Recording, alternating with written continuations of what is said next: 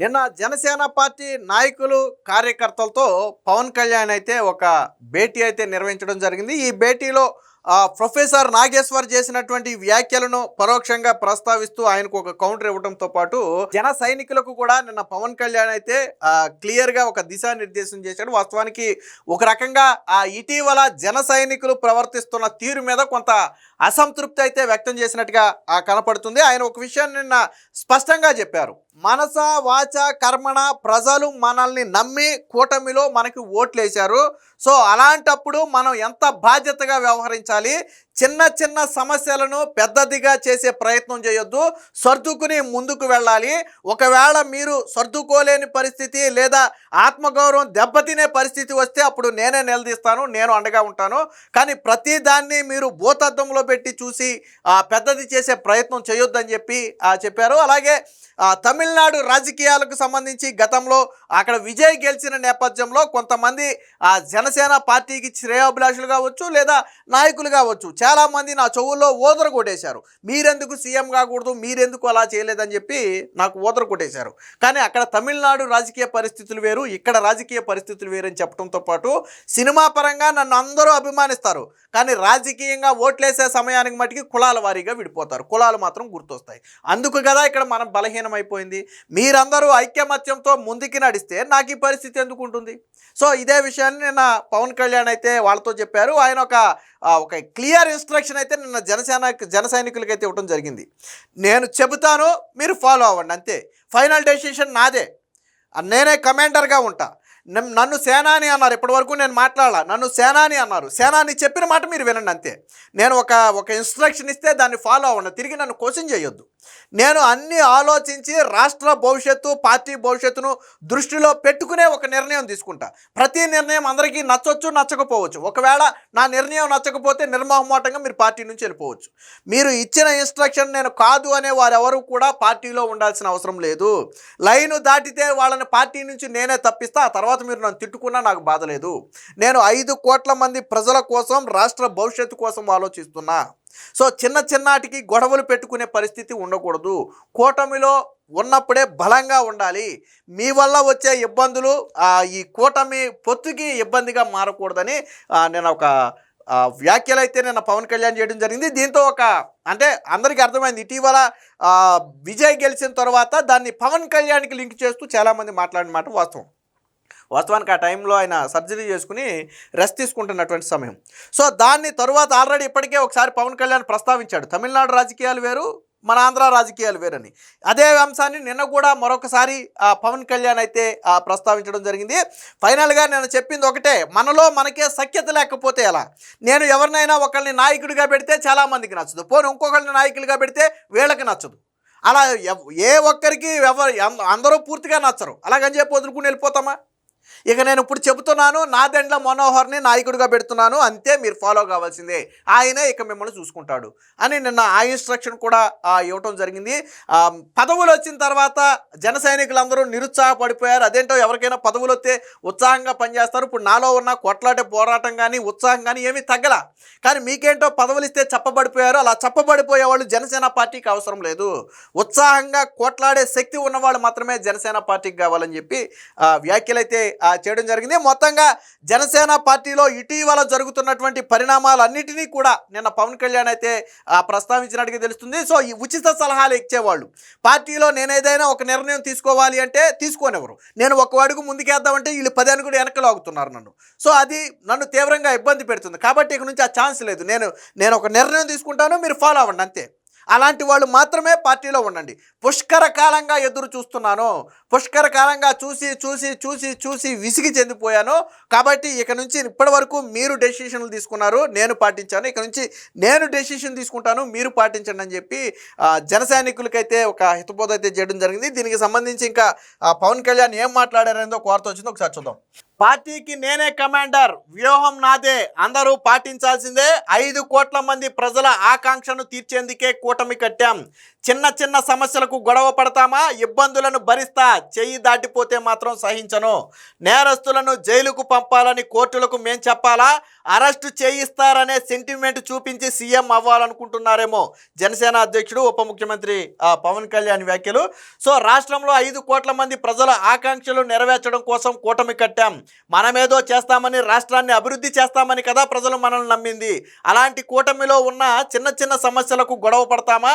5 కోట్ల మంది ప్రజల కోసం మనస వాచ కర్మణ మద్దతిస్తా. జనసేన కార్యకర్తలు ప్రస్తావిస్తున్న ఇబ్బందులు తారాస్థాయిలో ఉన్నవి కాదు. ఒక వ్యక్తి చేసిన తప్పును ఆ వ్యవస్థ మీద పెట్టకూడదు. ఆ ఇబ్బందులు శృతి మించిపోతే ఎదురించక తప్పని పరిస్థితి వస్తే ఊరుకోం అని ఉప ముఖ్యమంత్రి జనసేన అధ్యక్షుడు పవన్ కళ్యాణ్ అయితే స్పష్టం చేశారు. రాజమహేంద్రవరంలో సోమవారం రాత్రి ఆయన జనసేన నాయకులు కార్యకర్తలతో మాట్లాడారు. జనసేన నాయకులు మెత్తగా ఉండొద్దు, నేను మౌనంగా ఉన్నాను అంటే గట్టి పడుతున్నానని, సరైన సమయం కోసం ఎదురు చూస్తున్నానని అర్థమని చెప్పి పవన్ కళ్యాణ్ అయితే చెప్పారు. దీనికి సంబంధించిన మరొక వార్త కూడా ఉంది, ఒకసారి చూద్దాం. గొడవ పడితే మనం ఎదిగేలాగా ఉండాలి, మనం గొడవ పడే అంశం సరైనదేనని అందరూ మెచ్చుకోవాలి, అలాంటి సమయంలో మాత్రమే మనం నిలదీయగలగాలని చెప్పి చెప్పడం జరిగింది. మనమంతా కలిసి బలంగా ఉంటే కూటమిలో మన బలం పెరుగుతుంది, మన మాటకు విలువ ఉంటుంది, మనం అనుమతిస్తేనే అవమానాలు జరుగుతాయి. జనసేన నాయకులంతా ఐక్యంగా ఉంటే ఆ పరిస్థితి ఎందుకు వస్తుంది? 2019-24 మధ్య ఎలా కోట్లాడారు, ఎవర్రా మనల్ని ఆపేది అంటూ పోరాడలేదా? గెలవటం కోసం కాదు, ఆత్మగౌరవం కోసం పోరాడలేదా? ఆ తెగువ మళ్ళీ రావాలి. వేల మంది జనసేన నాయకులకు పదవులు ఇస్తే ఇలా చప్పబడిపోయారంటే, చప్పబడిపోయిన వాళ్ళెవరూ కూడా జనసేనకి అక్కర్లేదు. నాకు ఇంకా పౌరుషం పోలేదు, కోట్లాడే గుణం పోలేదు. వచ్చే స్థానిక సంస్థల ఎన్నికలకు బలంగా సిద్ధమవ్వండి. ఏ స్థానాల్లో మనం గెలిచే అవకాశం ఉందో పార్టీ నాయకులకు చెప్పాలి అని చెప్పి పవన్ కళ్యాణ్ అయితే చెప్పాడు. ఇక తమిళనాడు రాజకీయాలు, అదే పవన్ కళ్యాణ్కి ఎవరైతే హితబోధ చేస్తున్నారో దాన్ని ప్రస్తావిస్తూ నిన్న తమిళనాడు రాజకీయాల గురించి కూడా పవన్ కళ్యాణ్ అయితే మాట్లాడారు. తమిళనాడు రాజకీయాలు ఎంత సుఖంగా చేశారో నాకు అసూయ కలిగేలా చేశారు. కటౌట్లు, హోలోగ్రాములు పెట్టి ముఖ్యమంత్రి అయిపోయారు. నన్ను 15 ఏళ్ళు రోడ్డు పైన నడిపించారు. నేను 30లో ఉండగానే రాజకీయాల్లోకి వచ్చేసా. ఈ మధ్య కొన్ని రాజకీయాలు చూసి ముఖ్యమంత్రిని కాలేదంటూ కొందరు చావగొట్టేశారు. తమిళులంతా ఒకే మాట మీద ఉన్నారు. ఇక్కడ ఆంధ్ర వాళ్ళకే కుదరదు. నాకు చక్కని స్టార్డమ్ ఉన్నా జనాలు కష్టాలు తీర్చాలనే తపనతోనే రాజకీయాల్లోకి వచ్చా. వారి సమస్యలను పరిష్కరిస్తే నాకు ఆస్కార్ కొట్టినంత ఆనందం. 2009లో ఒక చేదు అనుభవం, 2014లో అనుభవం లేదు. ఇప్పుడు పార్టీని ఎలా నడపాలో, వ్యవస్థలు ఎలా ఉంటాయో నేర్చుకుంటున్నా. కొండరాయిని బద్దలు కొట్టుకుంటూ మొలిచినటువంటి మొక్కను లాంటి వాడిని నేనని చెప్పి చెప్పారు. ఇక ఇదే సమయంలో పవన్ కళ్యాణ్ ఇంకో వ్యాఖ్య కూడా చేశారు. ఎవరిని నాయకుడిని చేసినా తప్పు పడితే ఎలా? ఇప్పటి నుంచి పార్టీ కార్యాచరణ చాలా బలంగా ఉంటుంది. 2007 నుంచి ఉన్న ఆలోచనలన్నీ కార్యరూపంలో పెడతా. పార్టీ పగ్గాలను పూర్తి స్థాయిలో స్వీకరిస్తున్నా. ఇక నుంచి నేనే కమాండర్, నా మాట వినాల్సిందే. పార్టీని ఏకటాటిపై నడుపుదాం. ఎవరికైనా ఏకాభిప్రాయానికి ఇబ్బంది ఉంటే పార్టీ నుంచి వెళ్ళిపోవచ్చు. క్రమశిక్షణ తప్పితే నేనే పార్టీ నుంచి తప్పిస్తా. వ్యూహం నాకు వదిలేయండి, నేను చెప్పింది పక్కాగా ఆచరించండి. మనోహర్ను, హరిప్రసాద్ను ఇలా ఎవరిని నాయకుడిని చేసినా తప్పుపడుతూనే ఉన్నారు. మనోహర్నే మళ్ళీ నాయకుడిగా పెడుతున్నా. అందరూ అనుసరించాల్సిందే. ప్రకాశం జిల్లా కార్యవర్గంలో 25 మంది ఉంటే 54 గొడవలు ఉన్నాయి. అందుకే ఆ జిల్లా కమిటీని నేను సస్పెండ్ చేశాను. త్వరలోనే మళ్ళీ కొత్త కమిటీని కూడా ఏర్పాటు చేస్తానని చెప్పారు. అలాగే జూన్ మొదటి వారంలో 25 లోక్సభ నియోజకవర్గాలకు కూడా ఒక కమిటీని పంపుతున్నట్టుగా చెప్పారు. సో అక్కడ నాయకులు ఏమేం కార్యకలాపాలు చేశారు, ఏమేమి యాక్టివిటీస్ చేశారు అనేది పూర్తి స్థాయిలో తెలుసుకుని వాళ్ళు పార్టీకి అయితే నివేదిక ఇస్తారని చెప్పి చెప్పడం జరిగింది. ఇక ఇది ఇండైరెక్ట్గా ప్రొఫెసర్ నాగేశ్వర్ గురించి మాట్లాడినటువంటి మాటలు. అలాగైతే అప్పుడే సీఎం అయ్యేవాడిని కదా. నేను వైకాపా నాయకుడిని జైల్లో వేయాలని కేంద్ర హోంమంత్రి అమిత్ షాని అడిగారట. మనోహర్కు తెలిసిన వ్యక్తి ఆయనతో చెప్పారట. ఒక విశ్లేషకుడు చెబుతున్నాడు, నేరం చేసిన వాడిని జైలుకు పంపాలని నేను చెప్పాలా? అందుకు వ్యవస్థలు లేవా? ఏసీబీ కోర్టుల్లో కేసులు లేవా? సుప్రీంకోర్టు న్యాయమూర్తులకు మేము చెప్పాలా? ఇలాంటి మాటలు నన్నో అమిత్ షాను అవమానించడం కాదు, దేశ వ్యవస్థలనే అవమానించడం అని చెప్పి చెప్పడం జరిగింది. బహుశా ఇలా చెప్పించి వాళ్ళు ముఖ్యమంత్రులు అవుదామనుకుంటున్నారేమో కానీ తాను కాదన్నారు. ఒకరు జైలుకి వెళితే జనసేన పవన్ కళ్యాణ్ ఎదుగుతారా? అలాంటి సెంటిమెంట్ ఉన్నవాడినే అయితే చంద్రబాబు నాయుడు జైల్లో ఉన్నప్పుడే సరైన సమయం అని భావించేవాడిని కదా. అలా అనుకుంటే అయిపోతుంది కదా. అది నా నీతి కాదు. శత్రువు బలంగా ఉన్నప్పుడే కొట్టను, బలంగా ఉన్నప్పుడే కొడతాను. శత్రువు బలహీనంగా ఉన్నప్పుడు కొట్టను, బలంగా ఉన్నప్పుడే కొడతా. రాజశేఖర్ రెడ్డి సీఎంగా ఉన్నప్పుడే తుపాకీ సరెండర్ చేసి రాజకీయాల్లోకి వచ్చా. ఆయన రెండోసారి సీఎం అయినా అదే ధైర్యంతో బలంగా నిలబడ్డానని చెప్పారు. అమిత్ షాతో మాట్లాడటానికి ఈ విషయాలు తప్ప ఇంకేమి ఉండవా, దేశ రాష్ట్ర అభివృద్ధి గురించి భవిష్యత్తు గురించి మాట్లాడినా అని చెప్పి ఇది ఇండైరెక్ట్గా ప్రొఫెసర్ నాగేశ్వర్కి ఇచ్చినటువంటి కౌంటర్. సో మొత్తంగా జనసేన అధినేత పవన్ కళ్యాణ్ మాత్రం జన సైనికులకు నాయకులకు పార్టీ కార్యకర్తలకు ఒక క్లియర్ ఇన్స్ట్రక్షన్ అయితే ఇచ్చారు. ఇక నుంచి తాను తీసుకోబోయే నిర్ణయాలకు పార్టీలో అందరూ కట్టుబడి ఉండాల్సిందే. తన నిర్ణయాలను తప్పుపట్టే వారెవరూ కూడా పార్టీలో ఉండాల్సిన అవసరం లేదు. పార్టీ లైను దాటే వారెవరూ కూడా పార్టీలో ఉండాల్సిన అవసరం లేదు. ఎక్కడైనా సరే చిన్న చిన్న గొడవలు జరిగితే దాన్ని వ్యవస్థ మీద నెట్టే ప్రయత్నం చేయొద్దు. ఎక్కడో ఎవరో ఏదో గొప్పకుని ఒక మాట అంటారు, అలాగని చెప్పి మొత్తం వ్యవస్థనే విమర్శిస్తామంటే పొత్తులో ఉండలేం మనం. సో చిన్న చిన్న గొడవలు ఉంటే సర్దుకుని ముందుకు వెళ్ళాలి, మాట్లాడుకుని సరి చేసుకోవాలి. పై స్థాయిలో మేము ఎలా కలిసి ఉన్నామో కింది స్థాయిలో అలాగే కలిసి ఉండాలి. నిజంగా మీ ఆత్మగౌరవం దెబ్బతినే పరిస్థితి వస్తే నేనే నిలదీస్తాను, అక్కడ వరకు మిమ్మల్ని ఇబ్బంది పెట్టను. కానీ అలాగని చెప్పి ప్రతిదాన్ని భూతద్దంలో పెట్టి చూస్తాము అంటే మనం ముందుకు వెళ్ళలేం.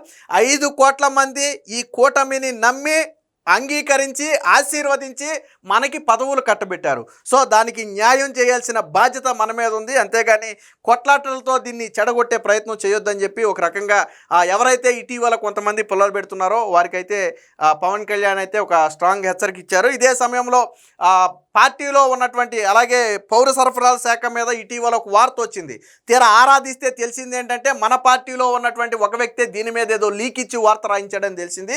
సో ఇలా ఉంటే ఎలాగా, మనలో మనకే బలం లేకపోతే, మనలో మనకే ఐక్యత లేకపోతే ఎలా అని చెప్పి నిన్న పవన్ కళ్యాణ్ అయితే ప్రశ్నించడం జరిగింది. మొత్తంగా ఇక నుంచి పవన్ కళ్యాణ్ అటు పార్టీని ఇటు రాష్ట్ర అభివృద్ధిని దృష్టిలో పెట్టుకుని తాను నిర్ణయాలు తీసుకుంటానని, తీసుకునే నిర్ణయాలకు మాత్రం మీరు ఖచ్చితంగా కట్టుబడి ఉండాలని చెప్పి జన సైనికులకైతే ఒక సూచన అయితే చేయడం జరిగింది.